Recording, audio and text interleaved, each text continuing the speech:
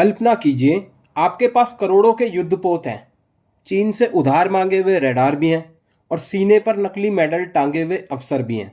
लेकिन तभी लकड़ी की एक छोटी सी नाव आती है और आपकी पूरी सेना को स्विमिंग कंपटीशन में बदल देती है। जी हाँ, हम बात करेंगे उस शर्मनाक मंजर की जिसने पाकिस्तानी नौसेना को डूबकर मरने के लिए चुल्लू भर पानी नहीं, पूरा समंदर दे दिया।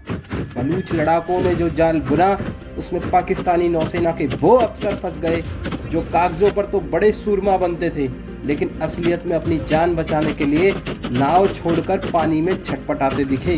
दोस्तों, दुनिया में एक छोटा सा देश है फिलीपींस। संसाधन बहुत कम है, लेकिन दक्षिण चीन सागर में जब चीन की विशाल नौसेना उन्हें डराने आती है तो ये अपनी छोटी छोटी नावों के साथ उनके जहाज़ों के आगे अड़ जाते हैं।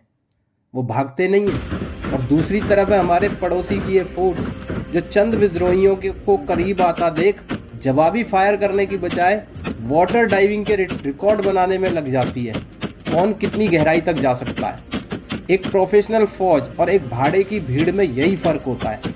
जब बलूच लड़ाकों ने फायरिंग शुरू की तो पाकिस्तानी जवानों ने मुकाबला करने की बजाय समंदर की गहराई नापना बेहतर समझा। ये महज एक हमला नहीं था, ये उनकी पूरी ट्रेनिंग की जल समाधि थी। समुद्र में सुरक्षा हथियारों से ज़्यादा मेंटल टफनेस से आती है। भारतीय नौसेना को देखिए, जो आज समंदर की बेताज बादशाह है, क्योंकि वहाँ अनुशासन का राज है। लेकिन पाकिस्तान में वहाँ तो सेना का ध्यान बॉर्डर से ज़्यादा रियल एस्टेट और प्लॉट काटने पे रहता है। जब आप फौज को बिजनेस यूनिट बना देते हैं तो समंदर में ऐसे ही गोते लगाने की नौबत आती है। उनका अपनी बोट तक गंवा देना ये बताता है कि ऊपर से नीचे तक सिस्टम में सिर्फ डर का नमक घुला हुआ है। वैसे दोस्तों, इस पूरे ड्रामे को देखकर एक बात तो माननी पड़ेगी, पाकिस्तानी नौसेना दुनिया की पहली ऐसी फौज है जिसने साबित कर दिया कि जहाज चलाने के लिए पेट्रोल की नहीं बल्कि अच्छी स्विमिंग स्किल की जरूरत होती है।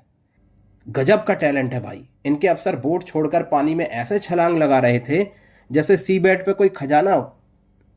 जो मुल्क कल तक समंदर में भारत को आंखें दिखाने के हसीन ख्वाब देख रहा था, आज उसकी हालत ये है कि एक चप्पू वाली नाव देखकर इनके एडमिरल को टाइफाइड हो जाता है।